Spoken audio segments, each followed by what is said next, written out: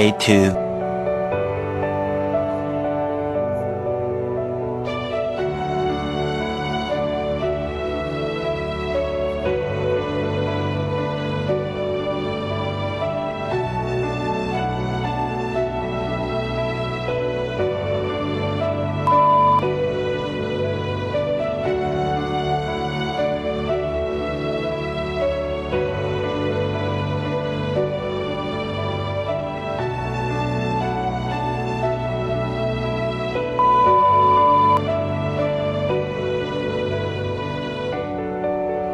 Eventually,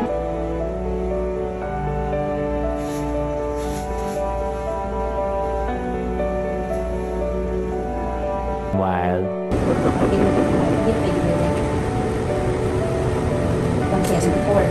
up to 160 usually yung normal, pero pag ganyan kita naman napakalupot. Para rin ano yan, adult na pag nag-exercise, medyo mas mabilis ganda usual. Wala siyang tigil. Kasi somersault siya sa tubig niya. Lipat na nila pag ganyan. So, tapos sinisilikin na natin during check-up. Pagkadating ng mga between 18 to 22 weeks, magsusuka tayo ulit sa baby, check natin yung timbang. Tapos, pag arm, diba na, leg, i-develop.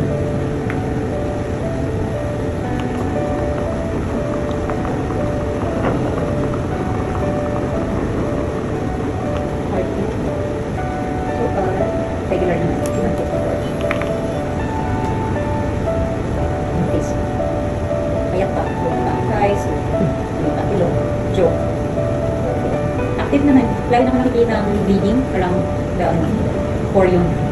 Okay, active naman. Sige. Gender siguro mga 20 weeks.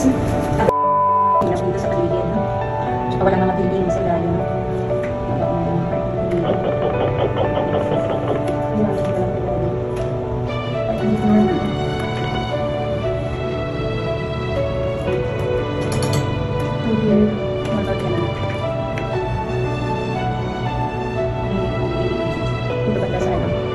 Possible naman ng mapasok. Kasi wala akong nakikita naman na ano. Parang nakita nyo naman dito, para dito for 2 years. Yung papel is for that. Kailangan pa ba ng document na nagsasabing after 7 days, fit to work ka na? Pero mag antibiotics na pero ako na bagong bisita. I-push mo na yung mga medications. Hindi mo modify ko lang yung iba. Wala pa, hindi pa kita ang gender ha, pero okay naman siya.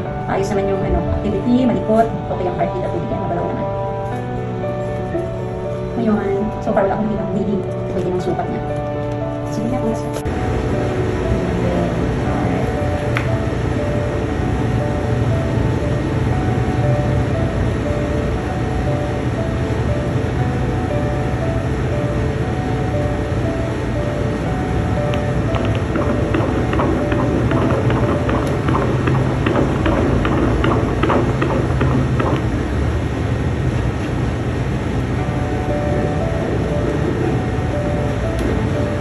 Heartbeat normal.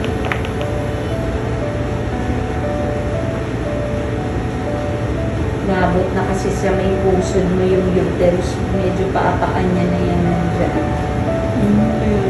Kaya siguro parang because nakatagilid na sa na view. O ganyan siya. Ito yung isang arm sa may gilid ng face. Yes. Legs. Naka-fold. Ano yung first niyo ulit? Oo. December. Mukhang December pa. Bago na lang magpasko. Ito yung nakaganito siya. Nakaganyan. So, kwetan, upper thighs. Ito yung singit. Sa ngayon, easily, parang girl. Kasi puro lines lang. Pero, hindi ako nagpa-finalize pagka hindi nakabuka yung baby. Kasi, yung baby na maliit pa ang itutoy nila, pagka ano ba naman ang bumisi ko?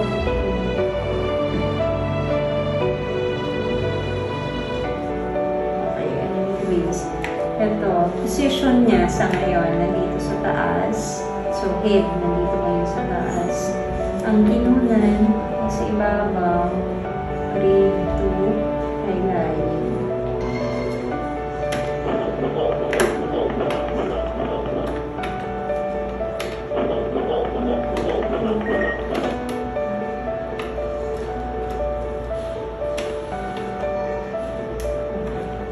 Tubig.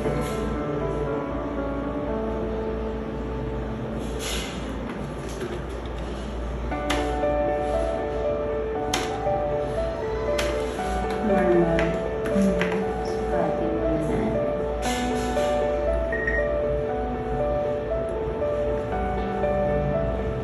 Ulo, tsaka tiyan.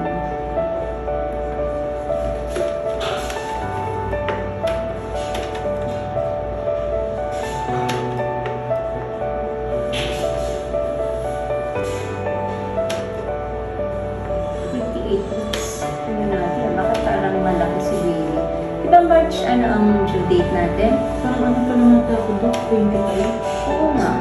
Dapat nga. 25 and 6. Baka na stress eating ka. Puro pang 28 weeks itong nakukuha ko. Kaya average natin. Kasi based on the due date na nakita ko sa report natin, 25 and 6 ka pa lang.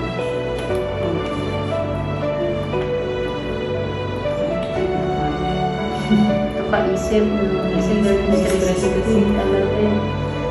Pero huwag puro matatamis, ha? Kasi baka malukay masyado si baby pag yung added problem.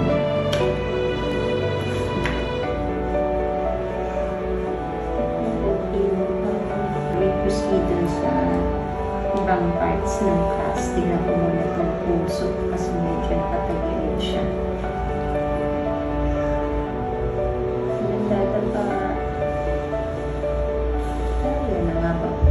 Pa talaga.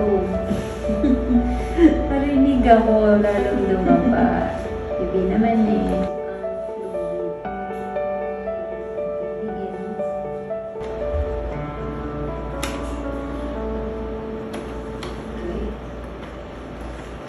Tapos sa eyes. Bibiin.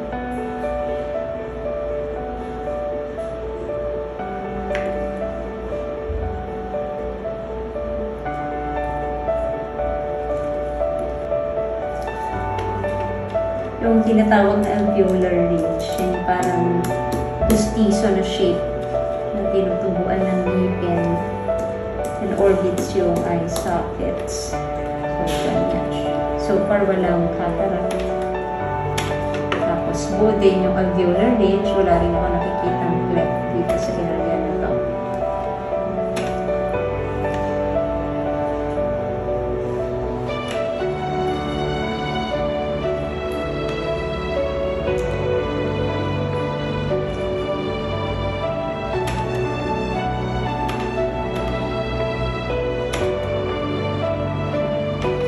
Okay lang yung sukat ng eyeballs.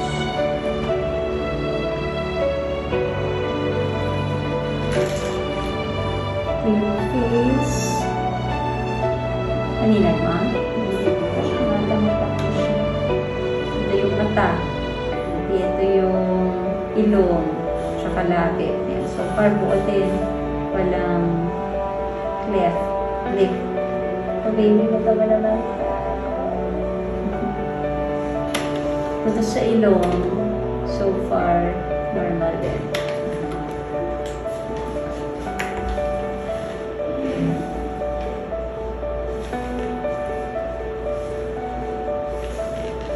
Face ni baby.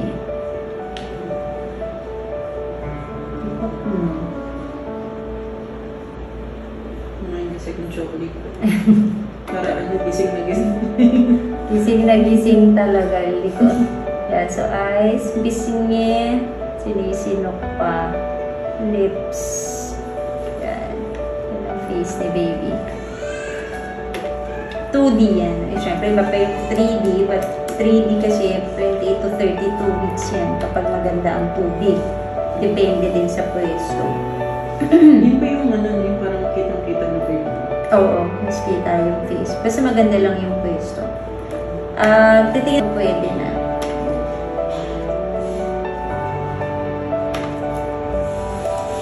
Asawa ko nga po, hindi na nakapag-antay. Gusto nga daw niya malaman. Pakikita dapat. Eventually,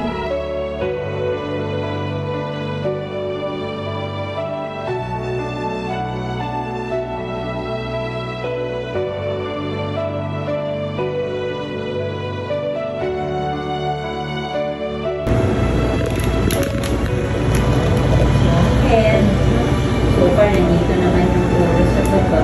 Umikot na siya. Last time, bridge pa, no? Ngayon, pumupwesto-pwesto na. Yung placenta natin, nandito sa taas. Hindi naman nakaharang. Okay, try natin sulitin yung face. Ano may, ito, cord nakalutang sa may face. Okay. Natin yung nagpasilip. Ay, cool. Mata, part ng ilong, part ng upper lip, saka lower lip. Yung face ng ilong.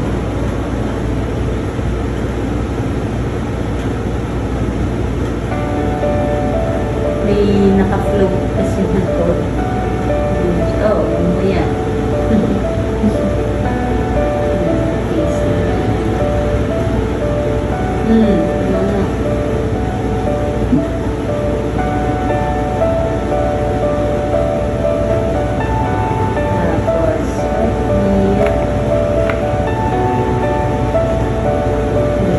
umikot.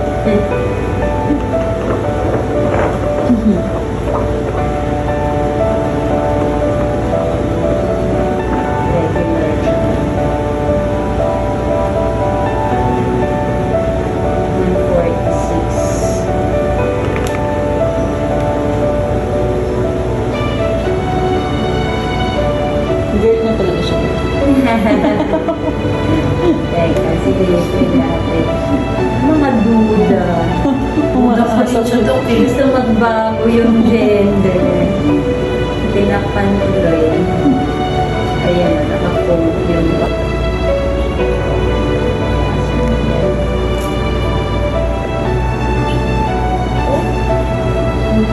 Sino pa ba ng photo kasi baby?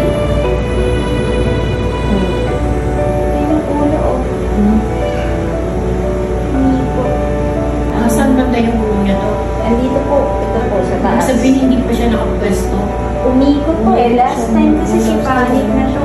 Ay, oo nga, low beach ka pa nung December. Pero doon nagsilip tayo ng January. Oo, umikot na siya. Palat na siya. Ako sa ubo ko doon. Kakaubo. Kakaubo.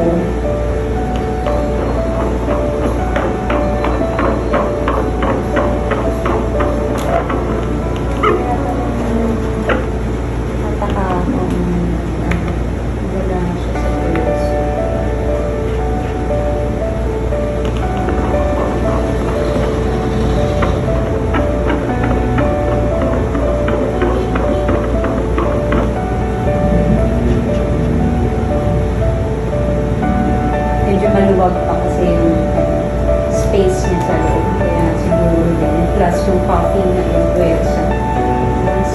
164. Normal lang yung heartbeat. Kaya lang yan. Head. Ito yung spine. So,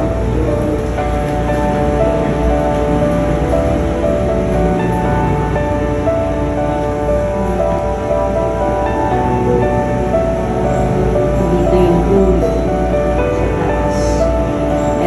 Dito sa ilalim.